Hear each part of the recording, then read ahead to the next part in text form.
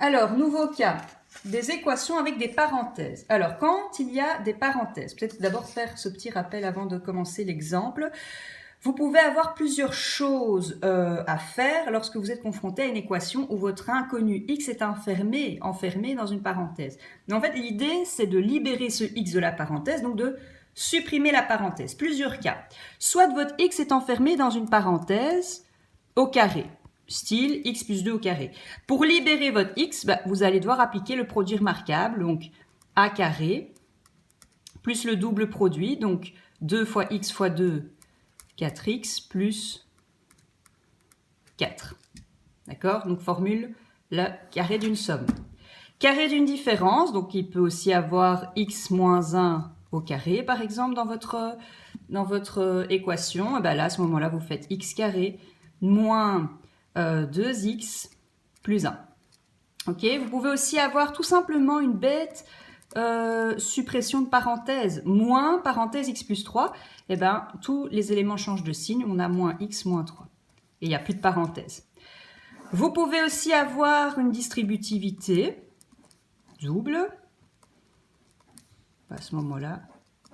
En fait, quand vous avez des parenthèses, vous avez tout ce qu'on avait déjà vu en algèbre pour tout ce qui est produit remarquable, distributivité, simple, double, suppression de parenthèse, tout ça en fait.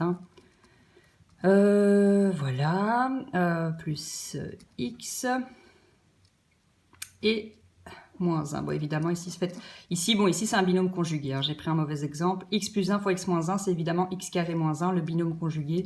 J'aurais dû prendre ici quelque chose de différent. Ok? Bon, petit rappel fait, on est parti. Donc ici, j'ai une équation avec des parenthèses. Quand on a une équation avec des parenthèses, l'idée c'est de se débarrasser des parenthèses. Se débarrasser des parenthèses veut dire appliquer soit un produit remarquable, appliquer une distributivité double s'il le faut. Donc ici on est parti. Attention, j'ai un produit remarquable mais j'ai un moins. Alors ce qu'on va faire pour ne pas faire d'erreur de signe, on recopie le moins. On recopie le moins et dans la parenthèse j'écris le résultat du produit remarquable. X carré plus 4x plus 2.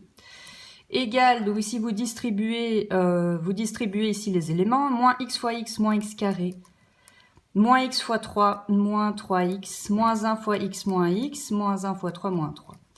Alors maintenant que vous avez fait ça, là vous pouvez changer les signes.